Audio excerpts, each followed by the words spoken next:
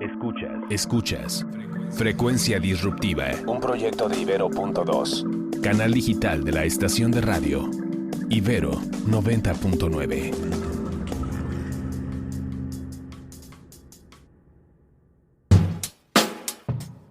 Hola, ¿qué tal? Bienvenidos a esta quinta emisión de Frecuencia Disruptiva. Hoy hablaremos de una polémica sustancia enteógena que sigue siendo motivo de fuertes debates: la marihuana. Platicaremos sobre su uso a principios del siglo XX y su relación con la música. Hablaremos sobre los efectos que ha tenido en la creatividad humana. Exploraremos su actual tendencia en el mercado. Además, en entrevista, Eduardo Limón, autor de Historias Verdes, conversaciones sobre la marihuana.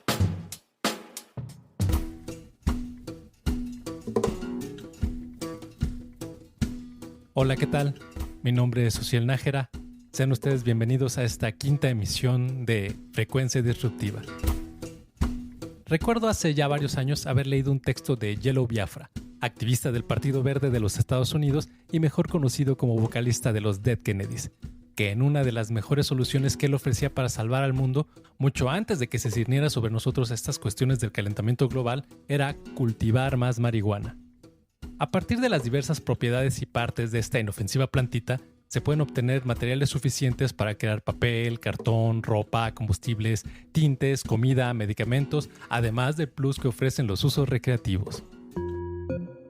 Biafra cita un antiguo texto setentero llamado El emperador no tiene ropa, de Jack Herer, y allí nos habla de que antes del siglo XX la planta de marihuana proveía casi todo el papel, textiles y cuerda del mundo, y según esto se puede hasta fabricar 4 veces más papel con un acre de cannabis que con uno de árboles, lo que representaría una gran ventaja debido a la velocidad con la que crece esta planta. Ante tales hechos, el vocalista de los Dead Kennedys se pregunta ¿por qué no nos hemos dado cuenta que la respuesta ante toda esta problemática siempre ha estado frente a nuestras narices? Sumado a estos datos, Biafra expone otros fun facts, como el hecho de que muchos productos importantes del siglo XIX, como las banderas, las Biblias, constituciones, muchísimos libros de esos momentos históricos estaban hechos con cáñamo de marihuana, lo mismo los originales jeans Levi's o Guess. Otros usos pueden derivar en la elaboración de sustancias como alcohol, metanol, lo cual podría representar importantes avances en la integración de energías renovables. Biafra, en su texto llamado Siembren más mota, expone que las semillas de marihuana son una gran fuente de proteínas, quizá mucho mayor que las semillas de soya, además de que también son poseedoras de vitamina E, minerales como hierro, fósforo, zinc, potasio, magnesio, azufre, calcio, lo que la convierte en un importante recurso alimenticio. Es hasta las primeras décadas del siglo XX que comienza a haber una política de prohibición hacia esta sustancia enteógena. Para ese entonces, esta sustancia continuó siendo consumida en Estados Unidos, particularmente en Nueva Orleans, particularmente en Storyville, la zona roja de la ciudad y uno de los nombres más legendarios en la historia de la música, lugar donde nace el jazz y de la relación entre la música popular y la marihuana. Se cuenta que como el opio dormía y el alcohol entumecía los sentidos de los músicos, en su mayoría afroestadounidenses, ellos recurrían a la hierba, con la que estaban familiarizados y además los mantenía alerta y les ayudaba a pelear contra el agotamiento. Fue para 1917 que los músicos se unieron a una gran migración hacia el norte del Mississippi, que, de tener el 90% de los afroestadounidenses viviendo en el sur del país en 1900, para 1920 hizo que el 40% se repartiera en ciudades como Kansas, Memphis, Chicago, Minneapolis, San Luis, Nashville, Pittsburgh, Washington y posteriormente Nueva York. Y con ellos migró también el jazz, el blues y desde luego la marihuana. Fue a fines de los años 30 que se llevó una especie de cacería de brujas de jazzistas en la que todos los músicos importantes de la época tenían un expediente abierto en su lista, tales como Louis Armstrong, Duke Ellington, Cap Holloway, Lionel Hampton, Dizzy Gillespie, Jimmy Dorsey, Count Basie, Thelonious Monk, entre otros. Llegando la época de los 60, grupos como The Beach Boys, The Byrds, The Rolling Stones y The Beatles quizá fueron los más relevantes, las bandas con más relevancia para que se comenzara a hablar deliberadamente de productos musicales asociados a las drogas, particularmente el ácido lisérgico conocido como el LSD.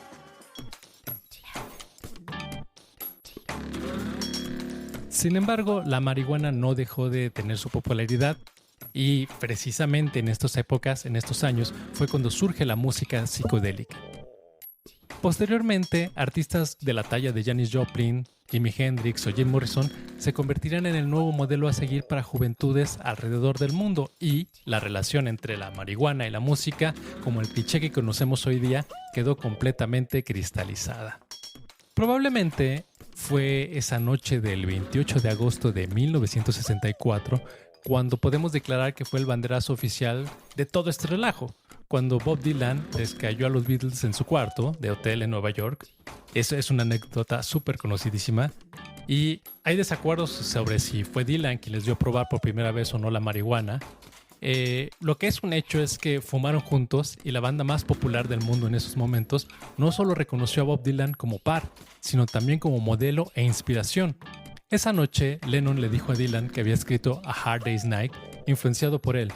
McCartney, en estos casos, también ha dicho que a partir de ese momento, cualquier referencia a estar high o a fumar o al pasto en sus canciones era deliberadamente asociada hacia la marihuana. Sin embargo, también podemos decir que el uso de sustancias enteógenas asociadas a la música, particularmente la marihuana, es otra beta interesante a explorar, pues más de uno asegura que la música se oye completamente diferente bajo los efectos de este enteógeno. Existen muchas teorías de por qué la marihuana produce un efecto tan reactivo al momento de escuchar música. Algunas de ellas tratan desde nuestra percepción del tiempo hasta incluso un efecto placebo pasivo. Hay científicos y estudios que sugieren que cuando se entra en este estado alterado de conciencia, hay cambios fisiológicos en la función cognitiva, los cuales podrían hacer que las personas experimenten un estado mental de mayor concentración. Cuando somos capaces de prestar más atención, tenemos la posibilidad de escuchar partes de la música que tal vez de otra forma no notaríamos. Otra de las razones podría ser simplemente un efecto placebo, pues es muy probable que pensemos que la música suena muchísimo mejor y que las letras tienen un significado más profundo, porque así queremos creerlo, lo que hace que nos involucremos más y nos sintamos más presentes. Carl Sagan, la célebre mente brillante de la astronomía contemporánea, habló repetidas veces sobre la importancia de combinar la marihuana y la música. Explicó cómo el cambio en su estado de ánimo le permitió escuchar la música de manera diferente y comprender partes de la teoría de la música que antes no podía entender, como el contrapunto y la armonía. Esta planta, que se cultiva hace más de 4.000 años, crece en todo el planeta.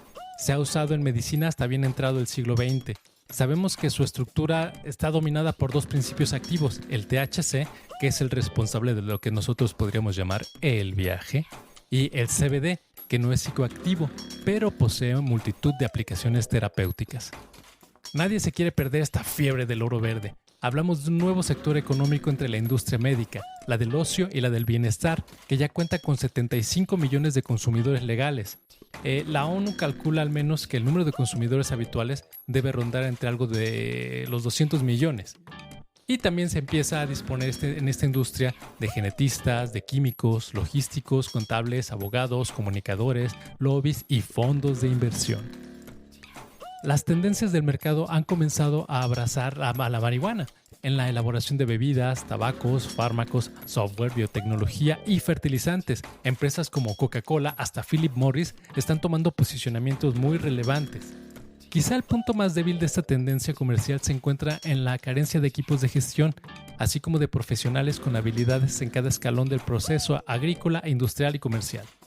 Las proyecciones de beneficio asimilan los ingresos del negocio de la marihuana cuando alcance su madurez al de la industria cervecera. Imagínense eso. Además de que los sectores financieros señalan que quizás la mayor disrupción en el mercado desde el nacimiento de Amazon.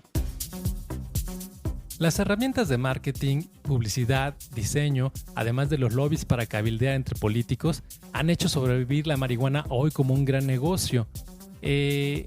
Posiblemente uno de los grandes negocios de la historia.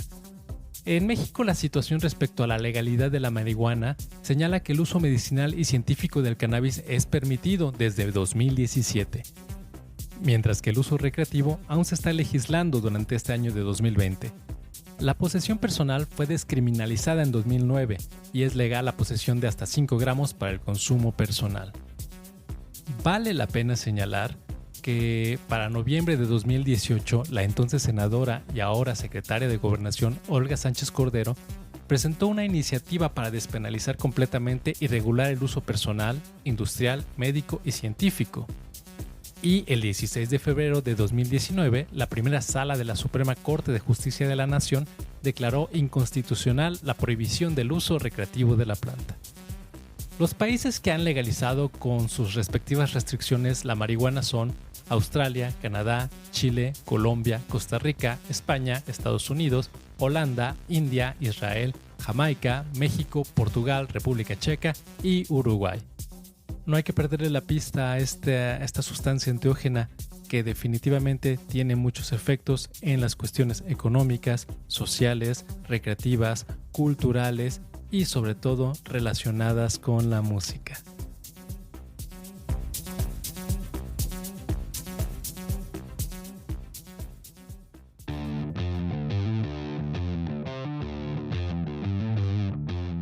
Y bien, para seguir con el tema, qué mejor que traer a un expertazo. Tenemos el gusto de que hoy nos acompaña Eduardo Limón. Eduardo Limón es autor del libro Historias Verdes y es periodista cultural. Ha escrito para Soho, para Rolling Stone, para Nexos, para la revista de la Universidad de México, entre otros medios. Además ha sido colaborador en W Radio y pues bueno, tiene el Premio Nacional de Locución 2011. Eduardo, cuéntanos, ¿en qué más andas, hombre? Actualmente estoy colaborando precisamente en Ibero. Ajá, sí, Todos sí, los sí. miércoles estoy conduciendo el Inspiria a mediodía. Muy contento porque además siempre es muy refrescante la convivencia con una audiencia pues tan articulada como la de Ibero. Tengo mi columna todos los viernes en Animal Político. Animal Político me publica desde hace, yo creo que ya unos 4 años, 3 o 4 años tengo allí, con Tránsito Lento. La encuentran todos los viernes en El Plumaje. Ahí estoy con la columna o la colaboración para Animal. Y además estoy colaborando en TV UNAM y soy miembro del equipo de Paco Taibo en el Fondo de Cultura Económica. Entonces, pues en eso andamos, querido amigo. Excelente. Oye, Eduardo, pues bueno, te quisiera hacer algunas preguntas, sobre todo porque sabemos que tú eres autor de este libro polémico llamado Historias Verdes. Sí. Sobre todo acercándonos un poquito hacia la cuestión de la música y la marihuana, el mundo de la marihuana. Pero me gustaría empezar un poquito más, yéndonos un poquito más hacia atrás, en el tema de cómo es que te atrapó este tema, cómo es que te metiste en este tema, cómo es que lo lograste abordar. Mira, qué padre que me lo preguntas. Ocurre que yo durante muchos años fui amigo de mucha gente habituada al consumo de marihuana. En mi caso, pues en realidad ya era un joven adulto, pero eso, un adulto, cuando tuve oportunidad de consumirla por primera vez, más allá de que como a Paul McCartney o a Bob Dylan o al mismo Ozzy Osbourne, en su momento el primer consumo les pareció genial, más allá de ello, el punto es que mi relación con el mundo del consumo normalizado de sustancias se vio poderosamente influido por el hecho de acceder, reitero, a un circuito de amigos en el que el consumo de una sustancia como la marihuana, como el cannabis, era visto con absolutísima normalidad, como en otros mundos es visto el consumo de sustancias mayormente nocivas como el tabaco o el alcohol, que aquí son legales. Entonces, siempre me llamó mucho la atención precisamente eso. Yo me preguntaba, aún antes de tener información científica al respecto, ¿por qué algo notoriamente tan corrosivo como el tabaco o tan notoriamente poderoso e igualmente corrosivo como el alcohol era vendido sin ningún problema ni restricción? Y en el caso de la marihuana, la orientación de la clase gubernamental, pero sobre todo de la sociedad, era siempre demonizante. Hablar de marihuanos equivalía a decir cosas por lo bajito o a señalar así con muchísima discreción, pero mirar al borrachal es increíble, que por cierto está en todo su derecho, salir del Oxxo con sus 2 Six y sus 4 botellas de Captain Morgan y Absolut no le crea mayor bronca a absolutamente nadie. Entonces eso siempre me llamó enormemente la atención y es el tema o el motivo por el que yo durante mucho tiempo estuve pensando en esto como, bueno, carnita para poder desarrollar un libro como el que publiqué, Ociel. Perfecto. Sí, no, de hecho el término marihuano todavía es despectivo, ¿no? Es así Todavía, como...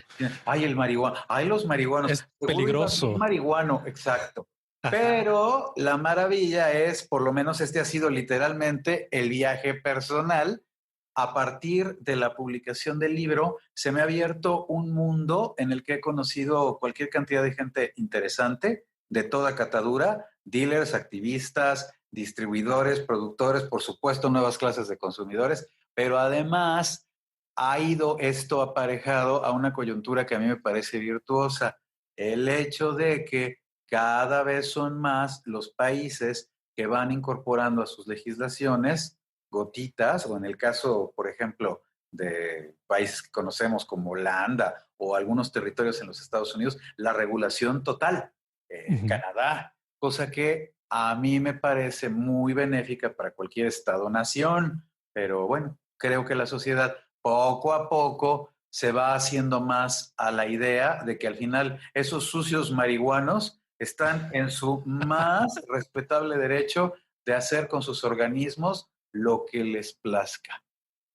Oye, Eduardo, ¿y tú qué conoces o qué nos puedes decir o qué puedes hablarnos sobre la inserción de la marihuana ya como en una industria mucho más amplia, pensando en que funciona para textiles, funciona para hacer pinturas, para hacer combustibles? ¿Cuántas posibilidades de explotación tiene esta planta? Pues mira, eso ha sido una de las partes interesantes en todo este viaje que te comento, que te estaba yo sintetizando. De verdad he conocido ya activistas que de plano esgrimen la frase totalitaria, pero bien interesante, la mota salvará al mundo.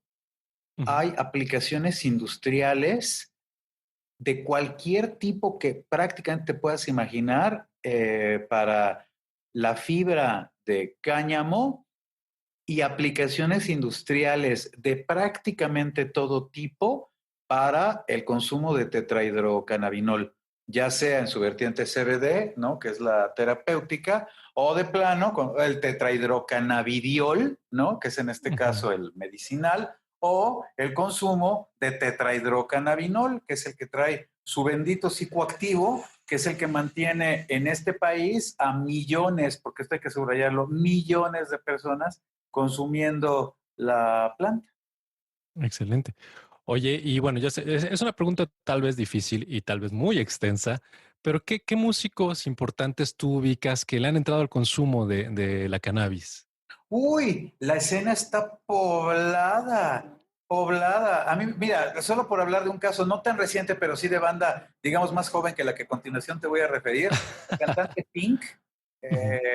furibunda fumadora, felizaza de la vida, es una de las que se puede circunscribir como al circuito de quienes recientemente han aceptado el consumo. Snoopy Dogg o Snoop Dogg es también un pachecazo contumaz y en el caso de músicos que comenzaron a consumirla cuando todavía era ilegal, en el caso de los que te voy a mencionar a continuación, y además todavía era absolutamente clandestina, Willie Nelson, los Beatles. En el prólogo, la introducción más bien de mi libro, yo hablo acerca de Ozzy Osbourne, que en una rola que le dio a su banda a eh, Black Sabbath, Ujú.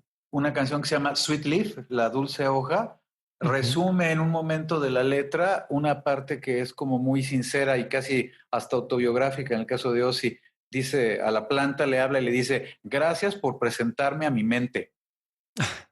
Hay una cauda verdaderamente impresionante de artistas que la consumen, pero quizás, o sea, esto es interesante, Carlos Ajá. Santana, no sé, hay tantos, de verdad, es una enorme cantidad de gente de todos los géneros que la consume o ha consumido. Pero lo más interesante quizás, más allá de estas figuras relevantes, bueno, por supuesto Bob Dylan, que lo iba a mencionar hace un rato junto con Carlos Santana, Claro. una enorme cantidad. Pero sobre todo habría que destacar lo que tiene que ver con ámbitos más allá de los propiamente artísticos o culturales. Yo he tenido ya oportunidad de platicar con ingenieros, médicos, administradores, amas de casa, que consumen sin mayor problema y de manera absolutamente normalizadas. En ninguno de los casos que yo recuerdo de gente que no se dedica específicamente a la música o al arte que consumen, no hay ninguno que tenga que ver con problemas, brotes esquizofrénicos, actos criminales cometidos al amparo, ¿no?, del consumo. No existe. Como sí existe, y ni hablar, ahí están las pruebas, hay muchísimas evidencias, en el caso del consumo alcohólico, por ejemplo. Oye, Eduardo, bueno, pues finalmente, ¿dónde te podemos encontrar? ¿Dónde podemos consultar tus escritos? ¿Dónde podemos seguirte? Sí, Ociel, primero que nada agradecerte mucho el espacio, ¿eh? A mí me parece que este es un tema siempre apasionante y si se quiere hasta entretenido, porque la marcha del país tiene mucho que ver también con la forma en la que vamos a comenzar a aceptar las sustancias hoy ilegales como legales, tratándolas más como un tema de salud pública que como un tema de persecución policial o militar. Me encuentran en todas mis redes como @elimonpartido con una sola L y bueno, pues ya sea en Facebook, en Twitter, en fin, en Instagram, búsquenme, me va a dar mucho gusto platicar con todos ustedes y sirva, ¿no?, el espacio que me otorgas pues para promover mi libro que ahí anda todavía circulando por todos lados. Historias Verdes es de Ediciones B de Penguin Random House. ¿Hay algo en puerta? ¿Algún nuevo en puerta? Sí, estoy preparando el tercer libro, ya estoy en él y bueno, pues ojalá muy pronto tengan noticias. Ya estoy comenzando a publicar ahí algunas cosas en una de estas, ¿cómo decirlo?, plataformas nuevas para relatos, pero próximamente que se comiencen a publicar, ya los andaré promoviendo y sí, efectivamente estamos preparando un siguiente libro. Y aquí Vito les manda también muchos saludos. El canijo se había mantenido dormido durante toda la entrevista, pero pues ya es hora de acabar la siesta y como buen gato vino a instalarse aquí en la parte final de la entrevista. Pues ya te estaremos siguiendo y estaremos al pendiente de tus nuevas publicaciones, Eduardo. Te agradezco muchísimo, muchísimo y seguramente es un tema, como tú dices, que no da para platicarlo en media hora, sino también da para hacer una serie completa sobre el tema. Entonces seguramente estaremos platicando del asunto más adelante. Sí, me va a dar mucho gusto, sí, el volverte a saludar a ti y a todo tu auditorio. Frecuencia Disruptiva se transmite a través de Ibero.2, canal digital de la estación de radio Ibero 90.9. En la producción, Jorge Ceja. En la realización, Uriel Rodríguez. Investigación, Carla de Dios. Mi nombre es Ociel Nájera. Además de Frecuencia Disruptiva, escucha De Amor y otras ficciones, el podcast de género de Ibero.2.